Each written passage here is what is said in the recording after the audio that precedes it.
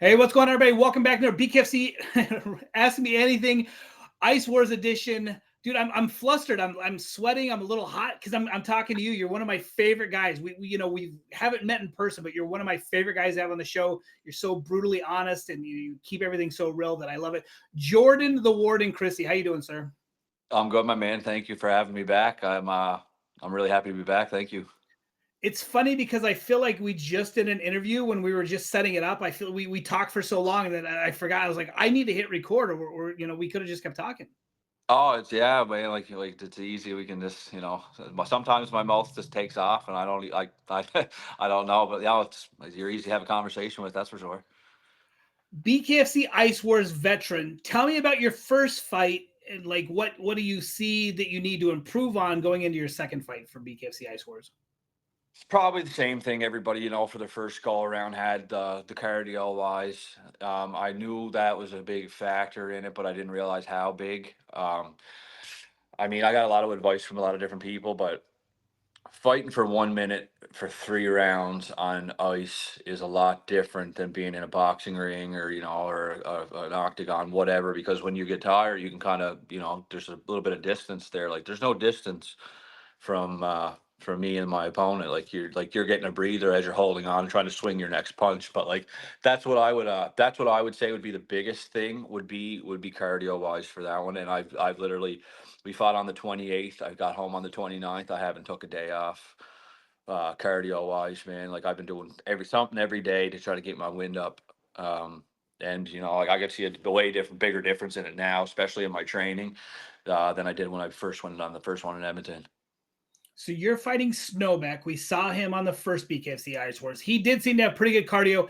You will be the bigger fighter. Like, can you tell us what weight it's at? Because I thought they fought at 65. I know you're a guy who walks around at 200. Like, what's the weight class for this fight going to be? Can you tell us that kind of stuff? Yeah, so from my knowledge, my weight class is from 175 to 200. Okay. But you see, that was my weight.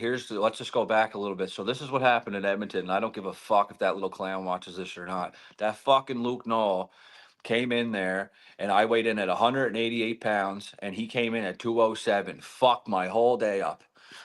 The fight commissioner wouldn't sanction our fight. I mean, people were talking about fights getting switched around. This is what the fuck happened. So we went there, and he came in and weighed in, and I went first, and a couple minutes later he comes waltzing in or whatever, and I'm looking at him. I'm like, he looks like a pretty wide guy. Like he was Sure. pretty wide, shorter though than me, but a little. He was like built like a beer keg. So he gets on and whatever, and he does his thing and he leaves. And I'm sitting there, and Jordan Kennedy actually, who was on that fight card, pointed it out to me.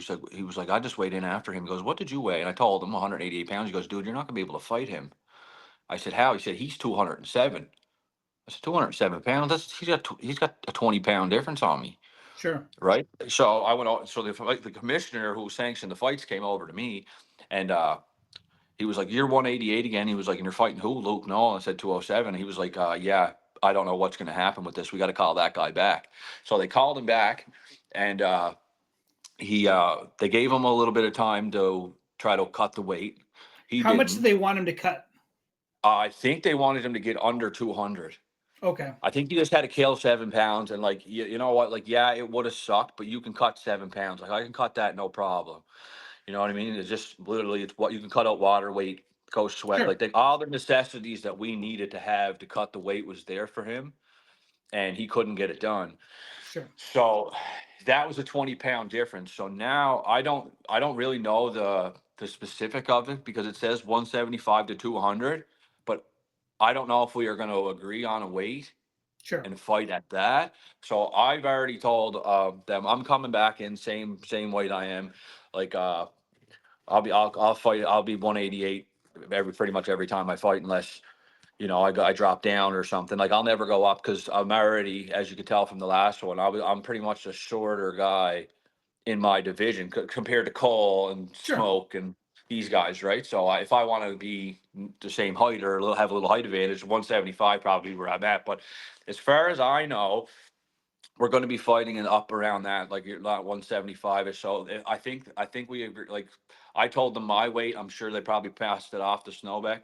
This is what I'm coming in at. Can you be around that range? Because like, Sure. if he a couple pounds under and I'm heavier than him, or he's a couple pounds over, we're gonna run into the same problem I just had with Luke Knoll. But also, we're fighting in Florida, and the rules might be different. So, uh, as far as I know, my division's 175 to 200, and I told them I'm going to be same weight I was the last time, and so hopefully that's what Snowback's going to be around too. But Well, I don't want to throw. I don't know what he came in as. It's Michigan. I don't know what his weight was. I thought it was, 165, 170, somewhere in there. I don't know. Like I said, I'm hoping going forward we see it kind of do like the BKFC where it's every 10 pounds is a weight, 75 to 85, 85 to, like a little Yeah, 10 that pound would thing. be a little bit more helpful, I think, as well, because like when you have that big of a gap, and if a guy just makes cruiserweight because say he's just, maybe he's a little taller for his height or Sure. for his weight class, and he comes over 175 and he has to fight a guy that's 200 pounds, like I get that in a hockey game, that's what you have to do. You can't judge who the other guy's weight is when you're a hockey fighter. You just fight them. But the thing is we are a combat sport, and there's divisions for a reason. We have to figure out like that section of the fight game here. You were one of the guys that's very adamant that the synthetic ice sucks, and you were excited that it's going to be going to real ice. Do you still stand by that after your fight on the synthetic ice? Definitely, synthetic ice was definitely different.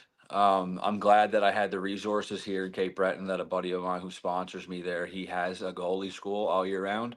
So he had the synthetic ice, because not knowing what I was going to get myself into or walking on that for the very first time, definitely threw a loop in the way I fight, and the way that how I usually use my breath for fighting, because not only are like when I'm on the ice now, and this is real ice, the last thing I'm worried about is my feet.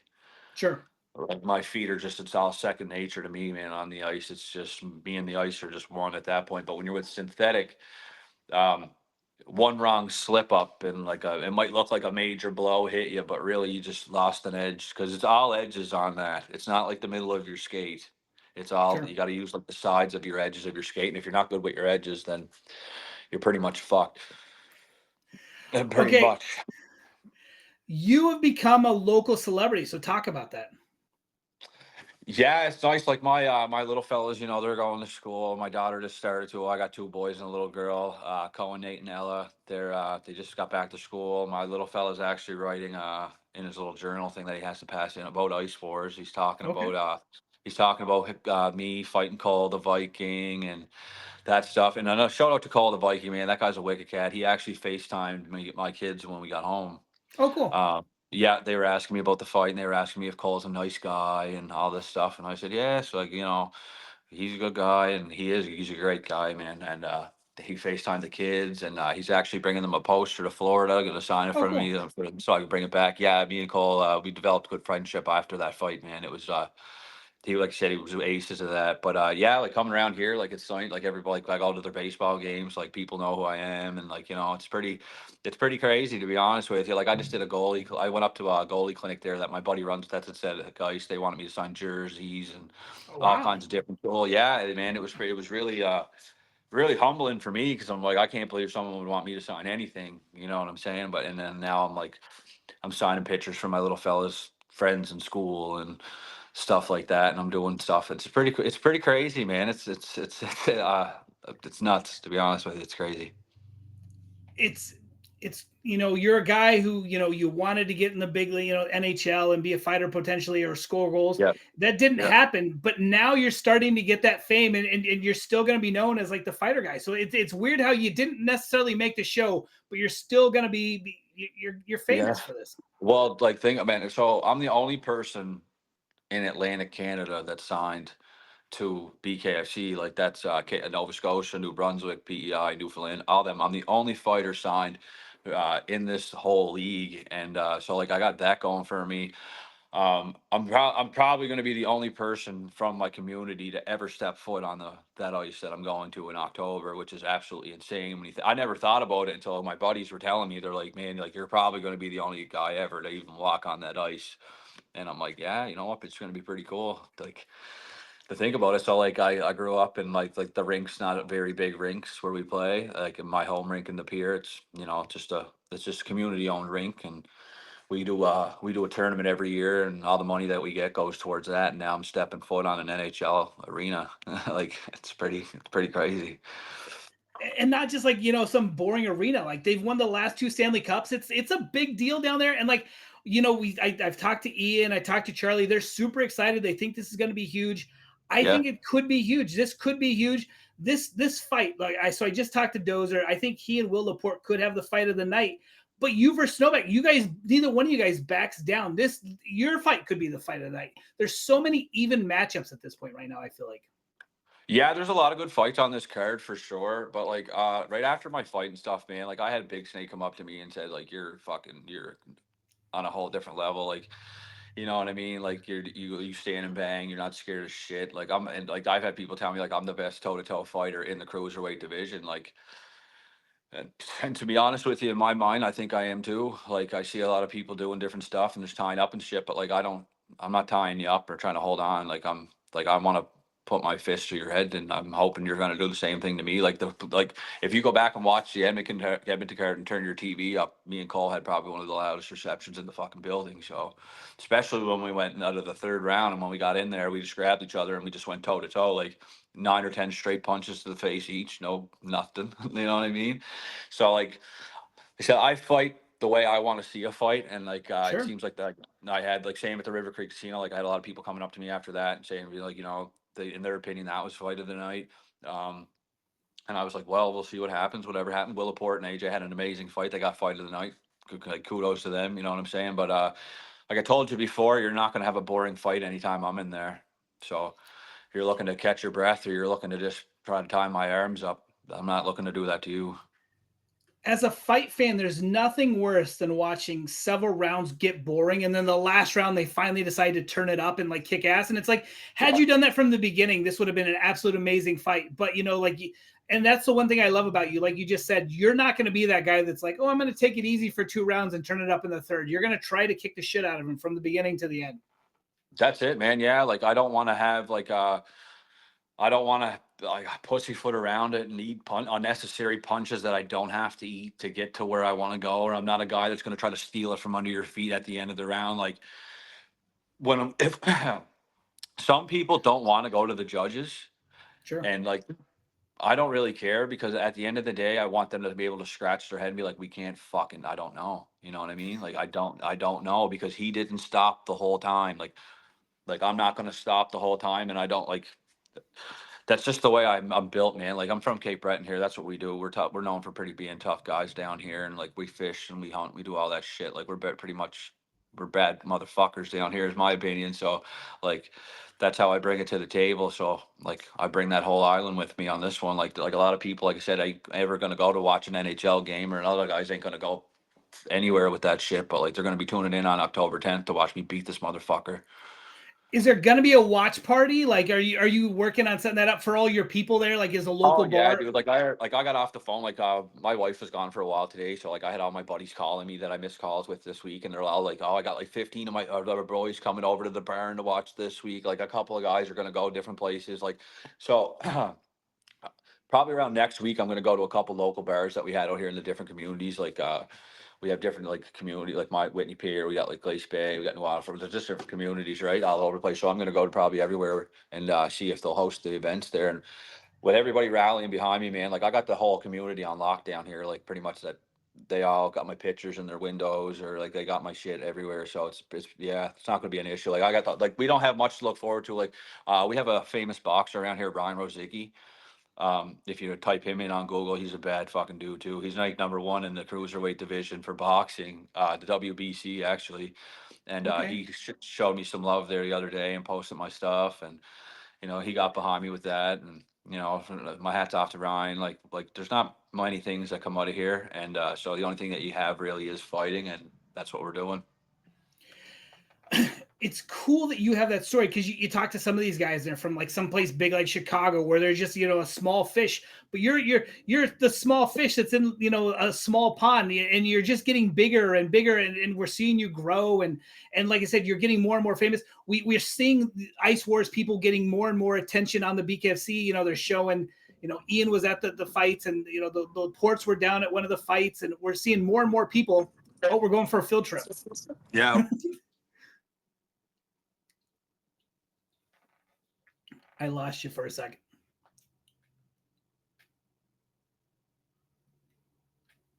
I wonder if his phone died.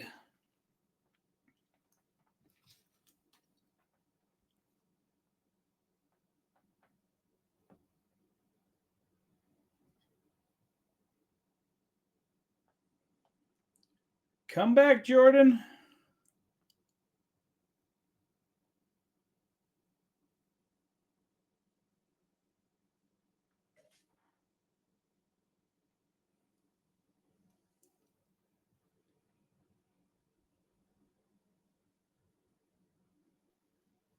Oh, there you are. Welcome back, Yeah, Jordan. I was looking at you through the thing. I had to click resume screen. Sorry.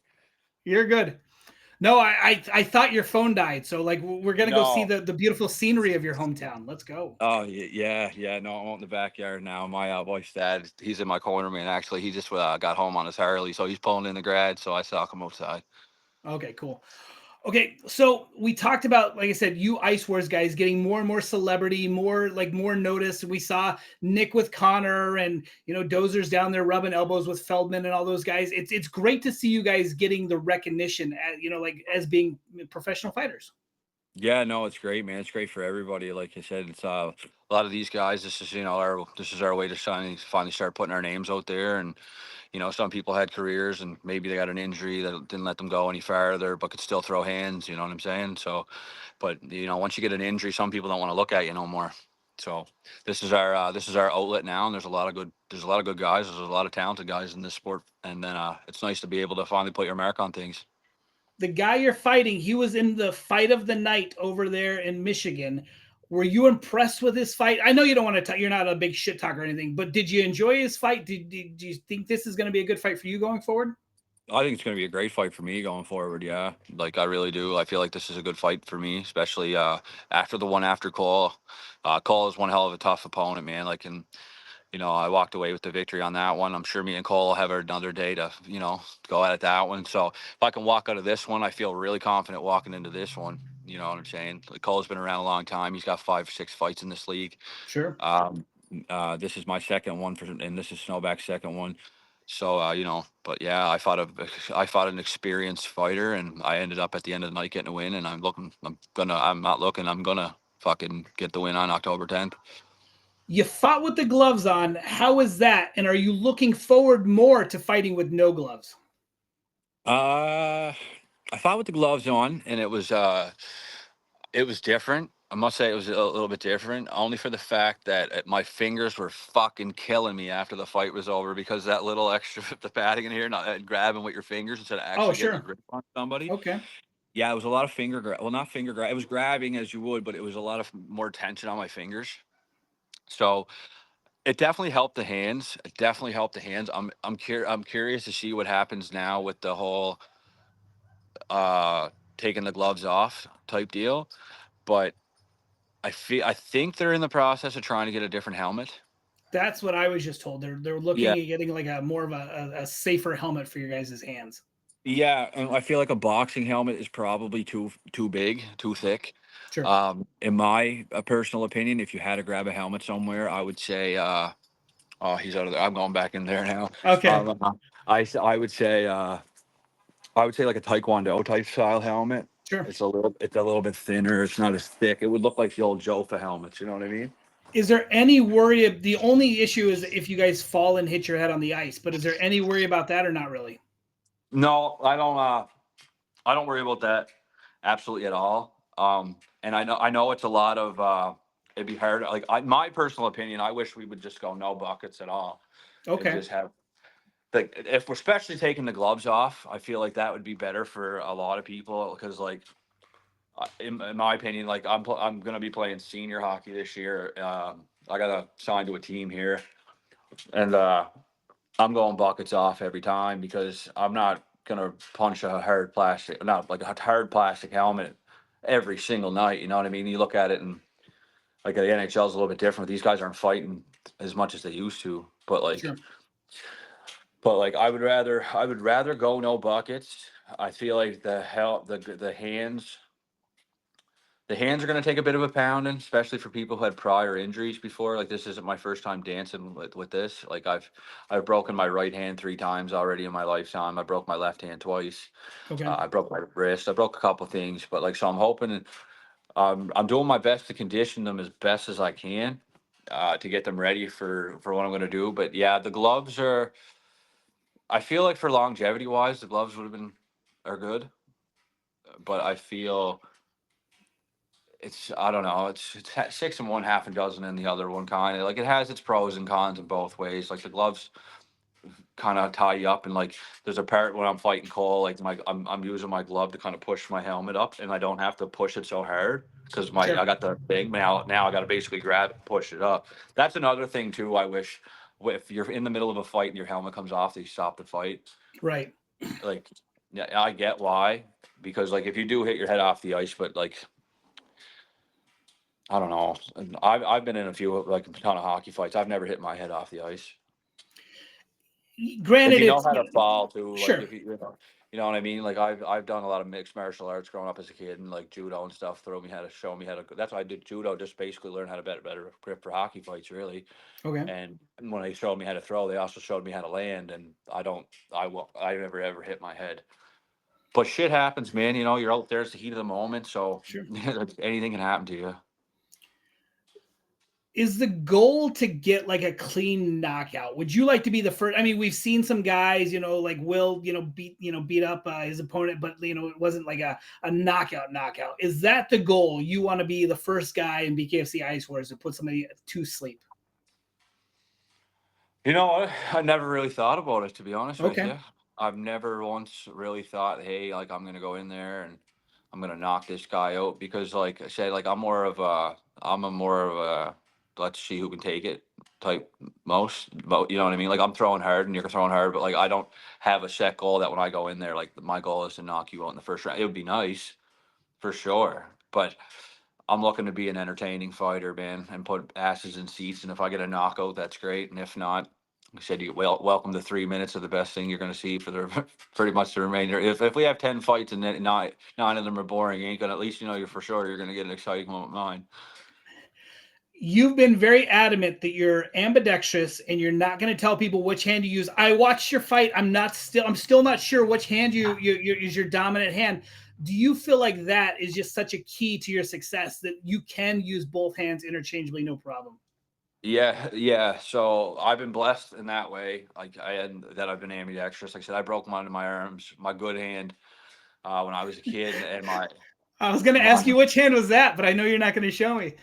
No. So I broke my hand when I was a kid, and my parents obviously sent me to school. So being bored and sitting there for 6 weeks, I learned how to do stuff like with both hands. Like this one was out of order, or this one was out of order. It doesn't much matter. I learned how to do stuff with my other hand, and then I started always using that hand. And then when I joined like boxing as a kid, like even my coaches were saying like I could come out be right-handed for a few minutes and all of a sudden I'll turn left and I'll be left-handed for a few minutes, and they were like not many fighters can do that and be not like not kind of know what you're like, like I guess you could read someone and be like, okay, he's dominant left right-handed but he's coming in left. Like I said that to you before I went to Edmonton. Like you're not going to know Yeah. there's no point trying to fucking figure me out when it comes to what hand you're just guaranteed to get hit with both. That's all you got to worry about. You're going to get hit with both of them. We haven't seen much change from BKFC, the Michigan one, to the Canadian fight. Going forward to this fight, is there anything that you would like to see BKFC Ice Wars do different? Is there anything that you feel like they could do a better job? Is there anything you'd like to see change? Like any improvements, anything like that you would have? Well, I mean, I know it's a company and it's just starting to get off the ground, and they're trying to get their feet wet and do all that stuff. It's just uh putting the stuff out there would be like a big thing. Let's grow the following, let's grow the boys, like everybody help everybody here type deal. You grow, we grow, you know what I'm saying? It's just like because like I said, you got a lot of talented fighters here, and like there is a couple people that are like we're going to a different venue for the first time where everybody's going in there where if I went back to Edmonton, example, these guys seen me before, so when they call my name out, they know who I am. Sure. We're going to a different venue now where we have to introduce. Every fight is like your first fight type deal, but that's why like I'm trying to pump out as much stuff as I can to get my name out there, especially in different parts of the world, because like that's the biggest thing is growing your name, man, and it would help if everybody was involved in that. I would like to see some fighter bios. It's every time I have somebody on that's new, I go like, tell me about your experience, because like we don't know anything about a lot of you guys. It's the first time anybody's ever seen you. Is maybe they watched our show and then an Instagram clip. So that's the one thing I would love to see a little bit more bios. But I would also like to see. I mean, BKFC Ice Wars puts a lot of guys. Look at your opponent for the first one. They arrange everything and then he bails. You know what I mean? So it's one of those, you don't want to build up guys that they're gonna like kind of screw them over. But I would also like to see you guys who have done it and proven that you can be counted on, rewarded. Yeah, exactly. Like, you know what I mean? If you tell me if I'm gonna fight, I'm gonna be there. You know what I mean? I'm putting in the effort. I feel like everybody here, for the most part, is very professional about it. But you do have your guys that, especially with new guys that you're not really sure of. You don't know what you're getting yourself into. Myself was included. You know what I mean? They took a chance on me. I am the way I am, and that's lucked out for them because they know that if they need me on a card and they give me more than enough notice, I'll be there. So I just feel like everybody should take that and be like, this is your time to be a professional. You're a fucking adult. You know what I mean? Do your thing. You don't need a babysitter. If I had one gripe, it would be I've arranged with quite a few fighters and they no call, no show me. They don't show up. And it's like, if you don't care enough to like respect me to like help get you out there, like it's hard. And like I said, I don't want to be a dick about your former opponent, but like he was supposed to come on the show and I arranged everything and then he bailed on me and then he bailed on the fight. So it's like one of those like Fuck kind of that showed where guy. he was. Yeah. Yeah, fuck that guy. That's where it comes down to it. Fuck that guy. He literally went there to try to, I don't know, put himself on Facebook to make it look like he was a badass or something. Like, go look at his boxing record. The guy was shit at that too. So, like, I don't know what he was doing. To be honest with you, I don't really know what he was doing. Maybe he thought, I don't know what he thought he was signing himself up for. I don't. But he didn't live up to his end of the bargain, and he didn't do what he signed. No one just comes to your house and say, listen, bud, this is what you're doing. Like, you sign your fucking self up for this shit. And this is part of it. Going on podcast, doing different things like that. This is what you do, and us as fighters, this is what we should be doing. If you arrange a time and you say you're going to be there in 20 minutes, you're going to be there in 20 minutes. Just look what happened with me and you to get here today. Like I'm It was telling you, lovely. Yeah. I'm telling you, I'm coming. You don't have to worry about me not coming. I'll be there. All right. Well, let's give your kids a shout out. I heard they like the show. I heard they like watching you on the thing. So let's give them another shout out. And then if you have any message for the fans or anything before we call it a day. Yeah, I just want to shout out my wife, Tony, and her my father-in-law. His name's also Tony. They're in my corner, man. Without them, I'd be completely fucked. They did they were a huge part of what went on in Edmonton, man. Like them, we were all learning for the first time, all doing it, and you wouldn't be able to tell that was their first time ever doing what they did there. Like they were more on the ball on fight day than I was. That's for sure. They have a hard job too, and they did it well. So I couldn't do this without them, and I wouldn't be able to go fight if they weren't with me. Like you'll never see me not ever fight without not having to do with them there. Like doesn't matter who's across from me. They're like my comfort zone and shit. Like no matter what element you put me in, if I know that my wife's there, I'm gonna be fine. Especially when she's there, because I ain't going down in front of Ma, right? So Right. She gives me that extra boost of confidence when I'm going through the war there. So, but yeah, our kids, Cohen, Nate, and Ella, they love the show. I just want to say thanks, guys, for watching this one because I know you are gonna watch it. And yeah, that's it, man. Just everybody watch October 10th. I mean, it's going to be a great show. A lot of top guys on this. I mean, this card's stacked. Like anybody that's in this division is in our league is on this card. So I mean, it's just going to be one you don't want to watch. And yeah, thank you. All right, man. Thank you so much, Jordan, the Warden, Christie. Thanks for your time, and I can't wait to see you back in the I say the ring, but back in the rink, I guess the rink. Yeah, sounds good, buddy. Thank you so much. I can't wait to put on another show. Thank you. See you, man. Bye. Bye. Another interview. Was that?